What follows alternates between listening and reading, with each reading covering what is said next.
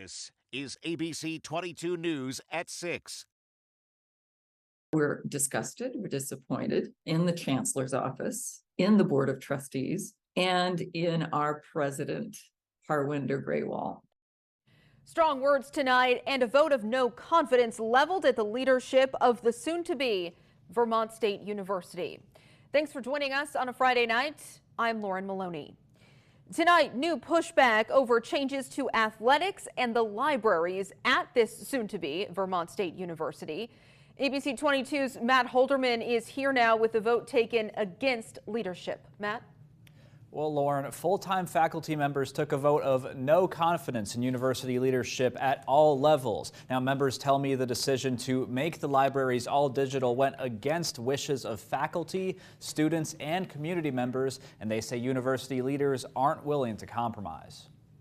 These are disastrous changes, and we're going to protest them all the way. That's the feeling shared by hundreds of people at Northern Vermont University, Castleton University, and Vermont Technical College ahead of their merger into Vermont State University. Inaugural President Harwinder Grewal announced that campus libraries will go all digital and sports programs at the Johnson and Randolph campuses will not participate in the NCAA. These plans being dropped that don't seem to connect to the work that's already been done is very confusing and disheartening. Yeah, it's the first time I've experienced just the coldness and the refusal to even come to the table. The decisions by Vermont State leadership are receiving backlash a week and a half later. Friday morning, members of faculty assemblies at each college sent out a letter announcing their vote of no confidence in VTSU leadership.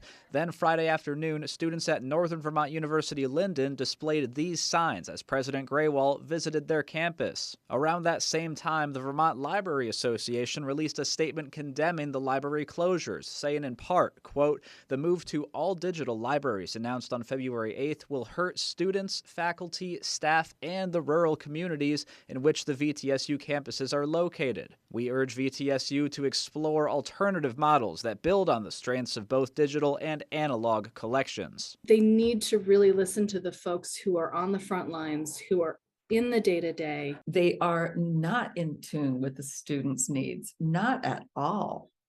And so if this is the case, maybe we don't need a board of trustees anymore. In response to the backlash, Lynn Dickinson, the chair of the board of trustees of the Vermont State Colleges system, sent out a statement saying in part, quote, "These changes are necessary as we work to build a truly hybrid institution that meets all our students where they are and in ways that work for them. President Grewal and his team and Chancellor Zadatny and her team have the full confidence and support of the board of trustees."